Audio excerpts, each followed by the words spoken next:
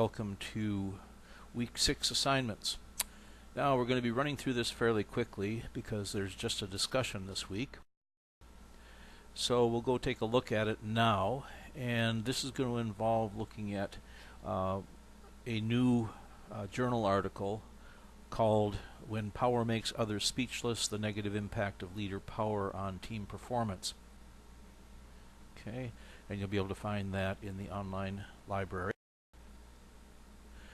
And then, based upon the reading and other work that you've done, you are to describe a leader of an organization who we would be familiar with. And then, based upon what you've read and other things that you may need to look up, according to relevant literature, that means things related to leaders' power, answer the question, does this leader that you've chosen use their power effectively? Meaning, are they using it in a effective way? Do they get things done? But also, are they acting in an ethical fashion, and for the benefit of whom? Meaning, they may have great power and exercise it, but it may be mainly for themselves or for certain groups of people, and leaving other people behind. So the idea is you're going to be looking at this from a leadership and power perspective, but then how it's going to affect a broader audience. And as you can see also, you need to look ahead, because although we don't have any papers due in week 6, we do have a paper due in week 7 and then another one in week number 8. So to complete this assignment, you should choose a leader that we would recognize. This can be a business leader, this can be a religious leader, this can be a political leader, but just somebody that we would recognize and be able to understand what you're saying about them. Then you are to read the assigned article, but also when you're looking at that, look around, search around, and see if you can find some other articles related to leadership and ethics. Now, I'll tell you ahead of time, there are many articles related to leadership and ethics, and part of these assignments, of course, is to make you familiar with more of this. Not that you can have time to read everything now, but as we discussed in residency, part of the exercise in your classes now is to become familiar with the leadership, so when you get to your dissertation stage, you are somewhat of a semi-authority in certain areas of leadership. And then, finally, based upon your research articles, you answer the questions. Okay? Is the leader using their power effectively and ethically? Remember, you need to supply backup from the theories, what the experts say, to support your own opinion. I expect you to have an opinion about this, but also I expect it to be supported with academic research. In addition, because we only have a discussion post, I would like you to read the article called "Human Resources in Advanced Environmental Approaches, a Case Analysis." Now, I put this into your week 6 announcements. I also sent an email related to this, so I think this should help us as we start to prepare for the final days of this class and on into future classes. In addition to studying this article, I'd like you to look at it as an application of research to real problems. This particular study was supported by the Mexican government, and what you should do is to try to identify the literature which this is based upon, and then see how, in defining the literature streams, how the authors came up with the area they wanted to research, the gap that was unresearched or under-researched, and that focused them on the hypothesis, the questions that they were interested in trying to answer. So what I've done here is go to the abstract of the article, and you can do the same thing, and highlighted what appear to be the major areas of research that the authors are going to be investigating. So they're going to be looking at organizational culture as one of the areas of research, and then also human resource policies and how these are interrelated. And then they're going to try to combine those fields into how they affect the implementation of environmental action processes. Okay, so the independent variables are organizational culture and human resource policies. The dependent variable are going to be implementation of environmental action processes. Now you can't just walk out and start writing about those because you have to prove that you know what's already been done. And that leads us to the study of the existing literature. And then based upon those two streams of literature, the authors say there's a gap. There's under-researched area where very few studies published on the effect of organizational culture and human resource management on their effect on environmental control and protection processes.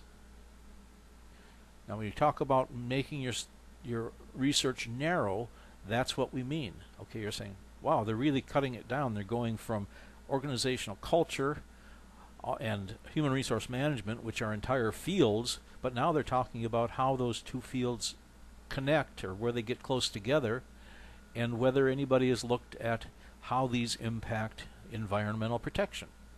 So you can see we've gone from a very broad field down to a very narrow focus.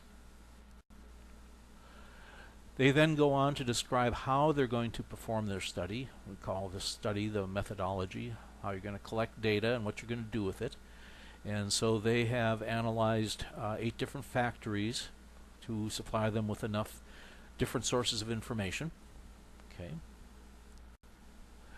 And then they go into a review of the appropriate literature, some of it on organizational culture, because that was one of our streams of literature, and the other on human resource policies. And here again they have another stream of literature in that particular field. So they're defining, making themselves appear like they really understand and have researched both these areas that they want to combine together.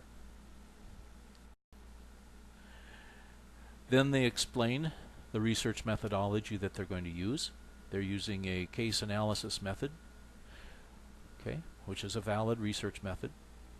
Now I'm just taking little excerpts out of the paper. I expect you to read the whole thing, but I'm just pointing out when you look at a research article to understand, so how are these structured? What things do they have to talk about? How do you approach putting together a research project and a resulting paper from it? And then typical other elements that appear in a journal article as well as a dissertation.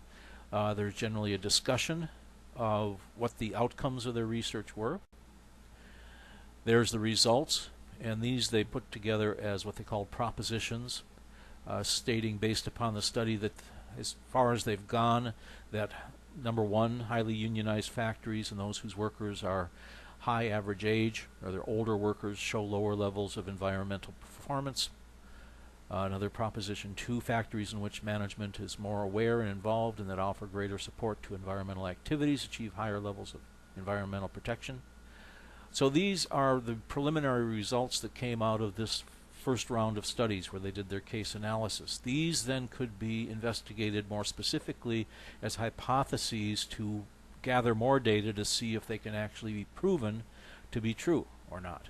Right now they're just listed as propositions, things that came out of these this study so far. Then finally at the end of the paper there's a conclusion that describes what the paper was about and what results they achieved. Then there are some appendices and eventually the references. And you can see here this goes on for about 3 different pages, but the idea is they are supporting their hypotheses or their study based upon other people's research that has also been verified as being correct and verifiable. So the keys to success for this week: study the journal articles that I'm assigning, not only for what they say, the content, but also to get used to the structure and style. The one that I've just gone over is sort of the classic style that we suggest you use for your dissertation. You start out with an abstract, and then you have an introduction. Then you have a literature review, and then you have a description of your methodology. Then you go on to discussing the what you observed, what happened during your study, and then your conclusions, and recommendations and limitations, and finally your references. This is just a classic model of the structure of a dissertation and many journal articles. So look at it, study those for content, but also for structure and style. As I said, these journal articles are generally in the same format as a dissertation. And then, regardless of what assignment, whether you're doing a discussion or whether you're doing a paper, start to base your work on theory. You should always start from theory. In your introduction, you should introduce what theory that you're basing your work on. Even if you're going to be talking about a leader out there in the real world, you should start with the idea of based upon transformational leadership theory, or based upon authentic leadership theory, or based upon some sort of leadership theory. This is how I'm going to be judging this person's effectiveness. Okay, you should always start out from theory and then apply your observations, your real world experience to those. Okay, and a lot of you aren't doing that yet. That's really important, to start to think from the theory to the application, to the example, to the observation, and not from the other way around. Papers will be happening in week number 7 and week number 8, so be sure and take a look at what's going to be required and start working ahead. Well, that's about all I have for you this week. If you have any questions, you know how to get in touch with me, and I look forward to our discussion. Talk to you later.